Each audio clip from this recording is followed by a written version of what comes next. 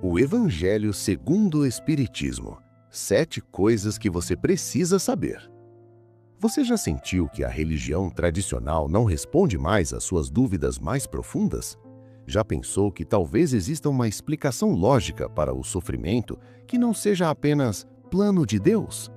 Se você busca respostas sobre a vida, a morte e a verdade que nos liberta, este vídeo foi feito para você. Hoje, vamos mergulhar nas páginas de uma das obras mais importantes da humanidade, o Evangelho segundo o Espiritismo. Muitos têm medo deste livro, outros o julgam sem conhecer, mas eu garanto a você, o que está escrito aqui pode mudar completamente a forma como você enxerga a sua existência. Preparamos 7 revelações extraídas desta obra que vão mexer com a sua estrutura. Fique até o final, pois a última delas é a chave para a sua libertação. Você está pronto para despertar? Revelação 1. A religião não pertence a ninguém. A primeira coisa que você precisa saber, e talvez a mais chocante para muitos, é que o Evangelho segundo o Espiritismo não veio para fundar uma nova seita ou religião.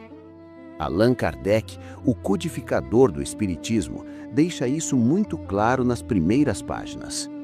A mensagem é universal. Imagine uma verdade que não se limita às 4 paredes de um templo. O Espiritismo propõe que os ensinamentos de Jesus não são propriedade exclusiva de nenhuma igreja. Eles são um código moral para toda a humanidade. O livro ensina que podemos ser espiritualistas sem precisarmos de intermediários. Isso abala as estruturas do dogma, não é? Muitas pessoas sofrem afastadas de qualquer espiritualidade porque não se encaixam nas regras rígidas das religiões. O Evangelho vem tirar esse peso das suas costas. Ele nos diz: a verdade pertence a quem a busca, não a quem a dita. Pense nisso. A sua consciência é o seu verdadeiro templo. Revelação 2. Sofrer não é punição, é consequência. Aqui entramos em um território que muitas vezes é mal interpretado. Se você já se perguntou, por que eu sofro se sou uma pessoa boa? Este ponto vai clarear a sua mente. O Evangelho segundo o Espiritismo traz a explicação lógica para a dor, a lei de causa e efeito. Não existe um Deus vingativo sentado em um trono torcendo para você errar e poder puni-lo. Essa imagem arcaica precisa ser deixada para trás. O livro explica que colhemos exatamente o que plantamos. Se hoje estamos em uma situação difícil, é porque em algum momento do nosso passado, nesta vida ou em vidas anteriores, plantamos sementes que agora germinaram. Mas calma, não se desespere.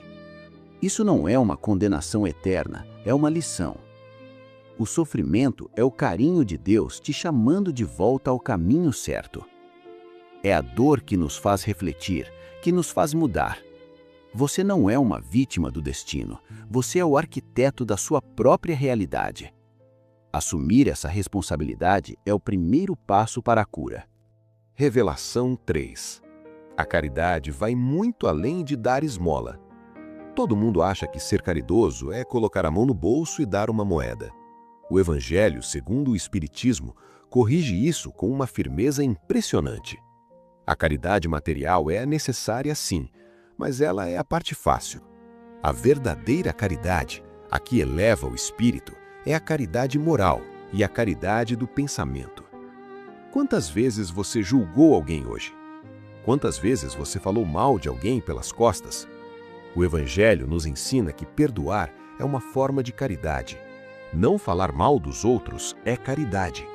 Ouvir alguém que sofre sem julgar é caridade. E talvez o mais difícil de tudo, suportar com paciência as imperfeições dos outros também é caridade. O livro diz que devemos amar o próximo como a nós mesmos. Isso significa respeitar o livre-arbítrio do outro, mesmo que ele seja diferente de você.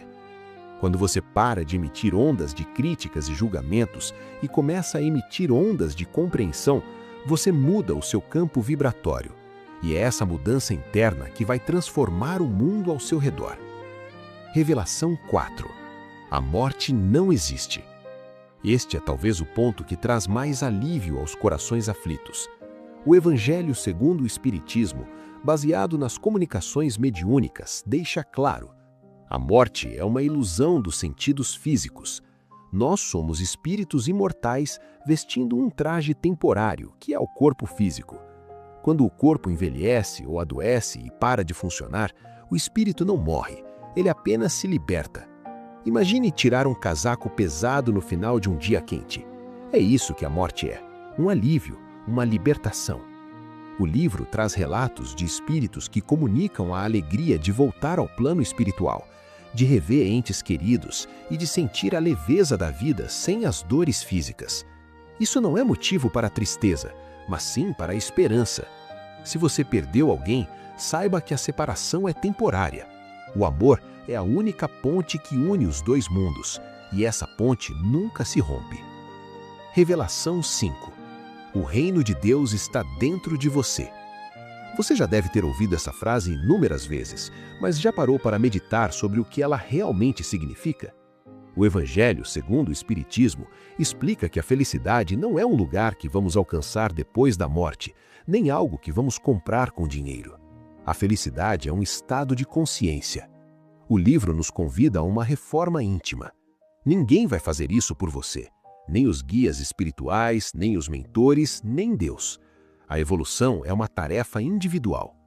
O reino de Deus só se manifesta na sua vida quando você decide deixar o ódio, o rancor e o egoísmo. Mas cuidado, isso é um trabalho diário, é uma batalha constante contra as nossas próprias sombras. O Evangelho é o espelho que nos mostra como realmente somos, sem máscaras. E ao nos vermos como somos, temos a oportunidade de mudar. A felicidade verdadeira é a paz de consciência de quem dorme com a alma limpa. Revelação 6. Você já voltou aqui outras vezes. A reencarnação é um dos pilares fundamentais explicados no Evangelho segundo o Espiritismo. E não é uma ideia nova, algo moderno. O livro resgata passagens bíblicas que mostram que a reencarnação já era aceita nos tempos de Jesus, mas foi escondida ao longo dos séculos por interesses de poder. A reencarnação explica a injustiça aparente do mundo. Por que uma criança nasce em guerra e outra no conforto? Por que alguns têm facilidade para aprender e outros lutam tanto? É porque estamos em estágios diferentes de aprendizado. A vida é uma escola. Se você não aprendeu a lição da humildade nesta vida, voltará em outra para tentar de novo. Não existe pulo do gato na evolução. Temos que passar por todas as experiências, pelas dores e pelas glórias, para que a nossa alma se molde e se aperfeiçoe. Você não é um ser humano vivendo uma experiência espiritual. Você é um ser espiritual vivendo uma experiência humana e temporária. Revelação 7. A fé que remove montanhas precisa ser raciocinada. Chegamos ao nosso último ponto e talvez o mais importante para o mundo de hoje. O Evangelho segundo o Espiritismo declara guerra à fé cega. A frase "fé inabalável é somente aquela que pode encarar a razão face a face" é a síntese desta obra. Você não precisa acreditar em nada às cegas. O Espiritismo convida você a estudar, a raciocinar, a duvidar e a encontrar as próprias respostas. A fé cega escraviza, faz as pessoas agirem como robôs. A fé raciocinada liberta, pois é baseada na compreensão. Quando você entende o porquê de uma coisa, a sua fé se torna inabalável. Nenhuma tempestade da vida conseguirá derrubá-lo. Isso é o verdadeiro poder. É a união da ciência, da filosofia e da religião. É a tríade que Kardec nos deixou. Agora, eu tenho um desafio para você. Qual dessas 7 verdades mais ressoou com sua alma? Será que é hora de parar de ser um mero espectador e começar a ser o protagonista da sua evolução?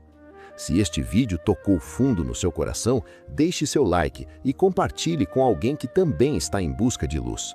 A visibilidade do canal depende de você. E se quiser se aprofundar, leia o Evangelho segundo o Espiritismo.